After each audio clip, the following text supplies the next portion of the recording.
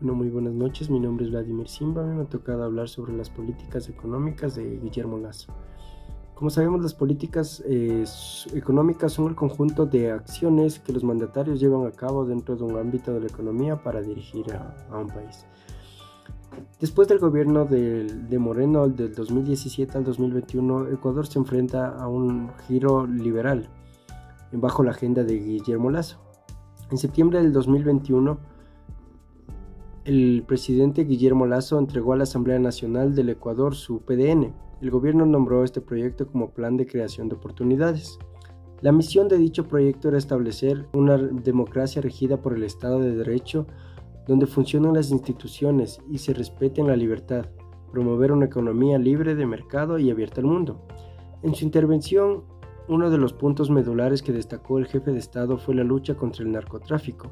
A fin de combatir esta problemática, uno de sus principales compromisos al llegar a la presidencia fue colocar radares en el 100% del territorio nacional. Antes dijo el mandatario que de manera casi deliberada se dejaron 2 provincias costeras sin control aéreo, en los cuales había vuelos irregulares de avionetas que traían armas y transportaban drogas del exterior. Por eso, Lasso ratificó que su gobierno lucharía frontalmente contra la problemática que ha causado un daño en los últimos 14 años, pues Ecuador, que era un país de tránsito, ahora también es consumidor de drogas, afectando a niños y a jóvenes. Por tanto, la obligación ética del gobierno de Guillermo Lasso era combatir ese mal, reiteró. Además de llegar, la meta de alcanzar el 50% de empleo adecuada parece imposible cumplirse hasta la fecha actual, en un contexto de bajo crecimiento económico y flexibilización laboral. El giro neoliberal del gobierno de Moreno se tradujo en una disminución del empleo adecuado en septiembre del 2017. La tasa de empleo adecuada era del 40.4%, 2 años después era el 38.5%, y en el contexto de la pandemia del COVID-19 alcanzó el 30.8%. En lo que va del gobierno de Guillermo Lasso, hasta agosto del 2021 la tasa de empleo adecuado llegó a apenas un 32.4%, por lo cual el Ejecutivo envió un proyecto de ley regresivo en derechos laborales, el cual fue rechazado por la Asamblea. Como se evidencian las muestras, en vez de aumentar el empleo empezó a disminuir. Uno de los otros puntos que también obtenía esta agenda es el tema de la salud. Le ofrecía una salud gratuita y de calidad, la cual se encuentra en crisis en el Ecuador. La salud en el Ecuador está en crisis. El uso ineficiente de los recursos es una de las constantes en el sistema sanitario público, pero la emergencia por la pandemia del COVID-19 le hizo aún más evidente. El déficit hospitalario, sin ser cubierto y por fuera poco, los ecuatorianos sufren desabastecimiento de insumos a pesar de la millonaria inversión estatal que se dice obtener mes a mes. La crisis sanitaria agrava la corrupción en la administración de los recursos. Exige un sistema sanitario. El Ecuador debe ser transformado totalmente. Estos fueron uno de los puntos que considera un poco más importantes a tratar en las políticas económicas de Guillermo Lasso. Cabe mencionar que en su mayoría de los ofrecimientos se encuentran casi inconclusos y se duda mucho que lleguen a ser concluidos satisfactoriamente. Gracias.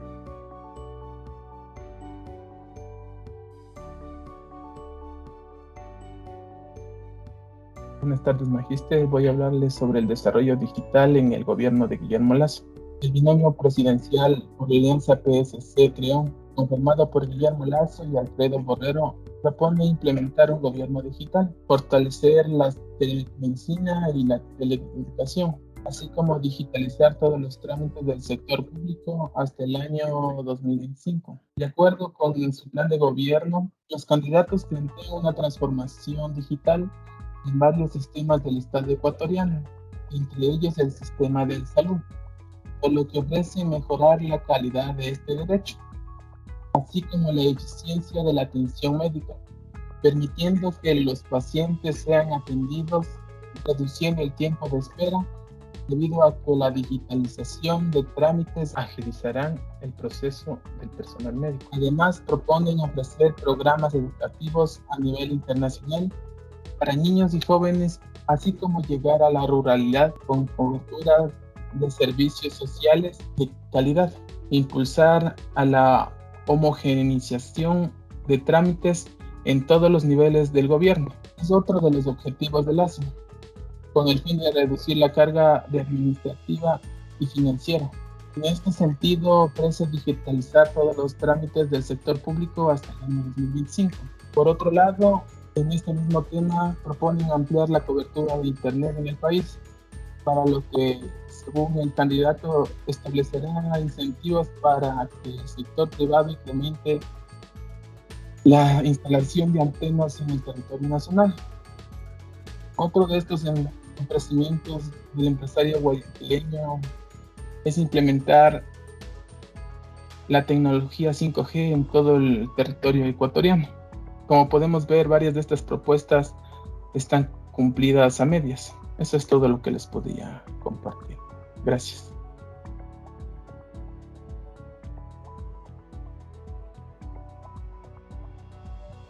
En este momento voy a empezar a exponer sobre lo que es la crisis de Estado.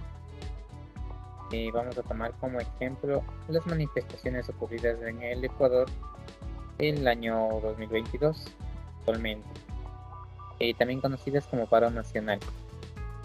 Fueron una ola de movilizaciones a nivel nacional realizadas del 13 al 30 de junio, convocadas por varias organizaciones sociales, principalmente por la Confederación de Nacionalidades Indígenas del Ecuador, conocida como CONAIE, en oposición a las políticas del gobierno de Guillermo Lasso. Las movilizaciones se producen tras el primer año de gobierno de Lasso. La CONAIE expuso 10 peticiones del gobierno para mejorar la situación nacional, entre las cuales constan la reducción y congelamiento del precio de combustibles, la renegociación de deudas con la banca privada, precios justos en los principales productos agropecuarios, combate a la especulación de comerciantes e intermediarios, protección a la producción agrícola nacional, implementación del subsidio agrícola, regulación de cobros de regalías por el derecho de patentes de acuerdo a la realidad de los pequeños y medianos productores, resolver el precio de la leche, establecer un cupo fijo de exportación bananera a pequeños y medianos productores, políticas de empleo. Previa convocatoria de la CONAIE, el paro nacional se inició a la medianoche del 13 de junio del 2022, con el bloqueo de varias carreteras interprovinciales, principalmente en la región amazónica. Para la mañana, más vías en varias provincias del país se habían bloqueado, uniéndose a la paralización varias organizaciones sociales y sindicales, destacándose los agricultores bananeros. Como medida preventiva, muchas universidades suspendieron sus actividades presenciales. Los bloqueos viales limitaron el transporte a nivel nacional, reflejándose esto en la suspensión parcial de transportes interprovinciales en varias terminales terrestres del país. El 30 de junio, tras 18 días de movilizaciones, las organizaciones indígenas y el gobierno lograron un acuerdo con la mediación de la Conferencia Episcopal Ecuatoriana. Las partes firmaron un acta por la paz, en el que se establecieron los consensos y compromisos alcanzados, en el cual el Ejecutivo aceptó a reducir el precio del combustible, derogar el Decreto Ejecutivo 95 relacionado con la política petrolera y reformar el Decreto 151 para prohibir la actividad minera en áreas protegidas. Por su parte, las organizaciones indígenas declararon el cese a las movilizaciones y el retorno a las comunidades, y los acuerdos establecidos en una mesa de diálogo que duraría 90 días. Leonidas Issa dijo que en este caso de que no se cumplieran los puntos, las comunidades volverían a manifestarse.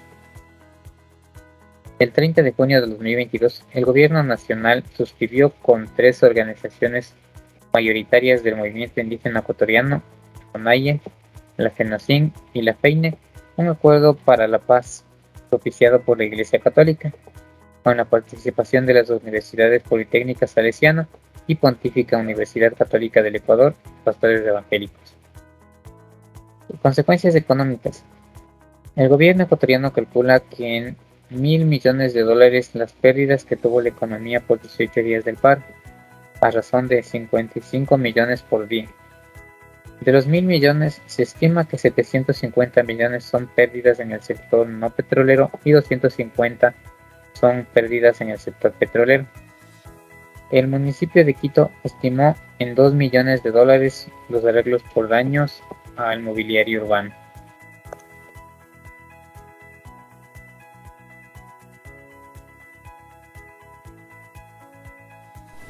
Saludos, Magíster. Voy a decir a qué partido político corresponde el presidente actual Guillermo Lasso. Como podemos ver, él pertenece a un movimiento Creo, también conocido como Movimiento Creando Oportunidades. Es un partido político ecuatoriano, ya que de ideas liberales y conservadoras.